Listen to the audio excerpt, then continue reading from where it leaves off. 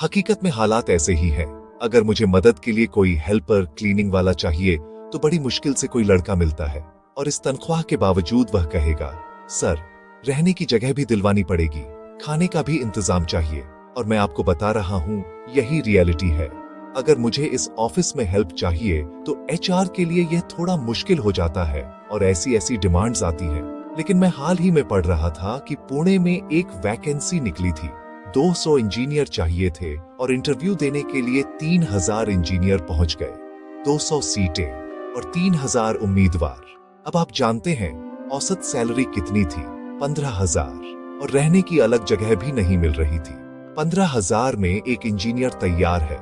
सोचिए, 15,000 में भारत के किसी मेट्रो शहर में हमें एक क्लीनर हेल्पर मिलता है।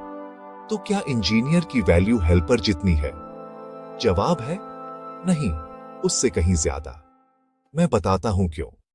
हमारा एजुकेशन सिस्टम ऐसा है कि जो लड़का सफाई का काम करेगा वह आज से ही झाड़ पोंछ और सफाई शुरू कर देगा। लेकिन जो इंजीनियर आता है उसे पहले इंडस्ट्री स्टैंडर्ड्स सिखाने पड़ते हैं। काम कैसे होता है, टूल्स कैसे इस्तेमाल होते हैं, प्रोसेसेस क्या हैं, उसे ये सब नई चीजें सिखानी पड़ती हैं, क्योंकि जो उसने कॉलेज में पढ़ा है उसका काम में ज्यादा इस्तेमाल नहीं होता। हर कॉरपोरेट को उन्हें काम करना सिखाना पड़ता है, इसलिए शुरुआती तनख्वाह इतनी कम मिलती है। पहला दूसरा साल तो सिर्फ सीखने में निकल जाता है और उसके बाद जो सीखता है उसके आधार पर सैलरी बढ़ती है।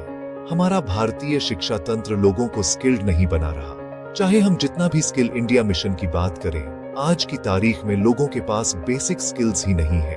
आपने जो पढ़ा है वही याद नहीं रहता। आपने सोशल स्टडीज पढ़ी, फ्रेंच रिवॉल्यूशन पढ़ा, पहला और दूसरा विश्व युद्ध पढ़ा।